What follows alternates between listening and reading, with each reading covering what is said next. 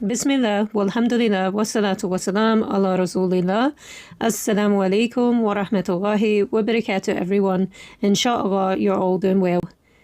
Playing the victim card, or self-victimization has been sweeping the world for a while now. People have been fabricating or exaggerating their experiences to justify their incline towards the not-so-good stuff, to justify their behaviour or worldviews, or to get enough attention so that it hits the algorithm just right. All of it a painful watch. You've been shot down. Life is tough. I'm very sorry. And we see it coming from both sides. We see it from the women and we see it from the men. And unfortunately, we've seen this bleed into the Muslim community. Whether it's the newest podcast created by the men to complain about how all the world's problems is due to the shortcomings of women. Their fault. That's right, it's their fault. Or whether it be the latest sister talk show that promotes the constant swimming in one's difficulties and tests, recklessly covering any topic, speaking in a manner that is just not befitting, all in the name of being authentic. Sure you are. Now, I think it's important that I put a disclaimer out there. I am not generalising. I am not saying all people do this. I am not saying people's experiences don't have value. I'm talking about a specific brand of people that take those experiences or exaggerate those experiences, straight out lie about the experiences for agendas, for propaganda, to prey on the vulnerable, to misguide. These are the people that I'm talking about. We're an ummah, we care about each other. So sometimes this means having tough conversations. If we're civilized, we can put the knives aside, we can make peace. So like I said, this stuff can be cringe to watch, especially when it comes for the Muslims. I have to be honest. But there's one thing being cringe, and then there's shirk and kufr. Two different levels, something that we're going to get into today, inshallah. So I've already had similar conversations on the channel with a good sister of mine called the Niqabi Diaries, because we were seeing this being entertained by people who we know, who were still, learning where the lines were still building their foundational knowledge. So we felt a responsibility to talk about it. However, today I came across a video that had mentioned some similar stuff, and I thought that it might be beneficial if I react to it. May Allah make it beneficial, may Allah guide us. Ameen. I say this all the time. The Prophet ﷺ's first wife, Khadija radiallahu anha, was an entrepreneur. She was older than him. She was the first to believe in him. She is the embodiment of a divine feminine in every sense of the word. Also his daughter Fatima. It's the same thing. If you look at the women in the history of Islam, the first universities in the world were opened by a Muslim woman. So you don't have to be a feminist to want women to live up to their best potential. You know what I mean? I don't understand this thing of, you don't have to be a feminist to not want bad things to happen to women. Is that crazy to say? Like, it blows my mind that people don't get that. You don't have to be a feminist to want women not to be harmed and to want women to live up to their full potential and live their best lives. So on the surface, we can definitely agree with some of what was said, right? So we agree that the mothers of the believers, the Sahabiyat, are our examples. We should aspire as women to be like them.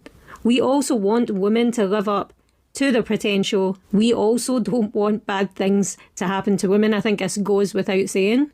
And saying that doesn't by default mean that we are feminists. Completely agree. Firstly, I agree that it has become a trend online to brand a sister a feminist when it comes to speaking about womanhood or our rights. It's common now, unfortunately. However, there are two groups to blame for that. Two groups of people to blame for that. And it is men and women. I'm in shock too. There are some men online that have loose mouths, branding both sisters and brothers with any controversial title when they don't conform to their ideas or their agenda. I'm not lying. However, the sisters have a huge part to play in this discussion. Firstly, there are many sisters who directly call themselves Muslim feminists. It's painful to watch. The point I'm making is, when we say we want sisters to meet their full potential, and like I said before, absolutely we do, but are we all on the same page of what that truly means? Who sets the standard of what is a person's full potential? Is it us, the people, the creation? Or is it Allah? The thing is, it's not about your opinion and it's not about mine. Our direction, our moral compass is from Allah. You could be onto something. Now, there is a much bigger issue with what was said in the video that I would like to address. So I think perhaps we should listen to it again just to point that part. I say this all the time. The Prophet ﷺ's first wife, Khadija radiallahu anha, was an entrepreneur. She was older than him. She was the first to believe in him. She is the embodiment of a divine feminine in every sense of the word. She is the embodiment of a divine feminine. Did she just say that? The divine feminine, a term that some popular sisters regurgitate, perhaps may not realise that they could really be putting their belief on the line.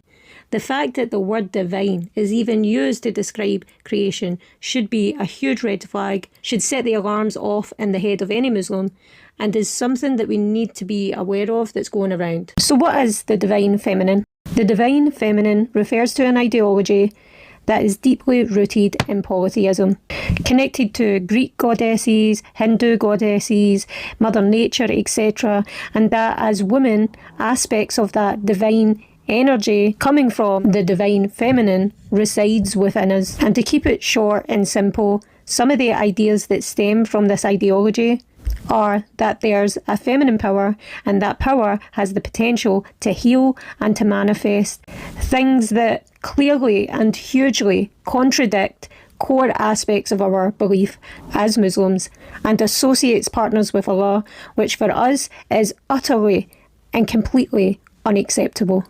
A sister I know who I mentioned earlier, we were speaking about this topic, and this is what she had to say on the matter. The divine feminine.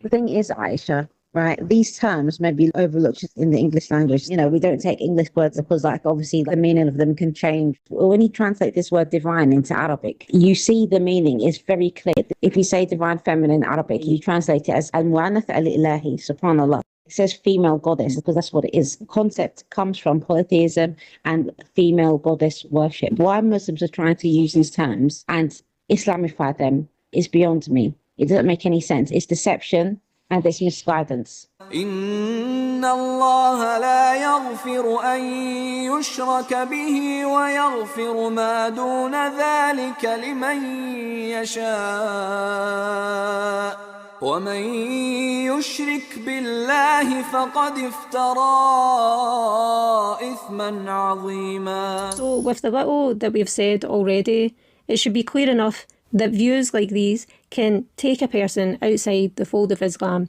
A heavy price to pay for loving the fact that you're a woman. We women are great, and in some aspects we are better than men, for sure, but we are not divine. Men, there are many qualities that they have that far surpass us women, but equally, that does not make them divine. These ideas could lead a person to take part in acts of shirk, to entertain shirk, at the very least, to come face to face with shirk. We don't need any other ideology to empower us. We got all that empowerment from the Quran and the Sunnah. We have all our rights in the Quran and the Sunnah. And the risk that this ideology poses is way too significant for a Muslim to be playing around with. أهم على العبد أن يعرف ما هو الشرك حتى يتجنبه، لأن الشرك يفسد العمل ويبطل العبادة.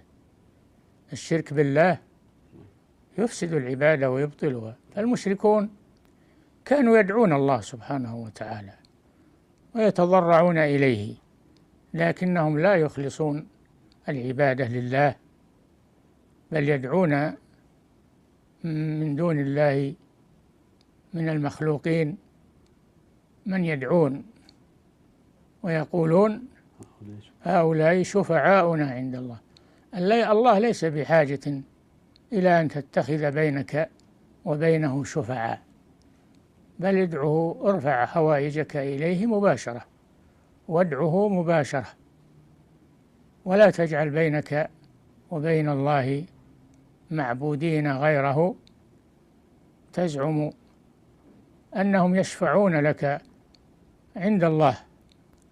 هذه عبادة المشركين، وهي باطلة وحابطة وتعب بلا فائدة، بل تعب في المضرة. فعليك أن تخلص دينك وعبادتك ودعائك إلى الله سبحانه وتعالى مباشرة بدون وسائط بينك وبين الله سبحانه وتعالى. May Allah guide us, may Allah increase us in knowledge, allow us understanding and lead us towards His pleasure. Ameen.